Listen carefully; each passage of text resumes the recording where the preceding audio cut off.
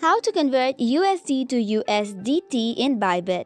Hey guys, welcome back to the channel. If you wish to convert the USD to USDT in Bybit, here is how you can do it. First and foremost, head over to Play Store or App Store and search for Bybit. Make sure it has been updated or installed and then tap on Open button to launch the app. Once that is done, you will have to log in using your credentials. And after that, tap on this More Services section on the right to the trading bot. Tapping on More section, it will take you to another page. Then after, go to the Buy Crypto section and tap on Buy Crypto button. Tapping on Buy Crypto button will take you to another page which is also called as One Click Buy. Now tap on this drop down arrow to choose your currency. For there, you'll have to select USD. Now, for the conversion option on the top right corner, select USDT.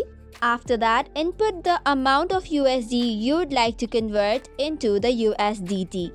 Then you can tap on Next and choose your preferred payment method. Confirm by tapping the deposit button which is on the bottom. And after processing, your USDT will reflect in your Bybit account. So that's it for today's video. For more such contents, do not forget to hit the like and subscribe button.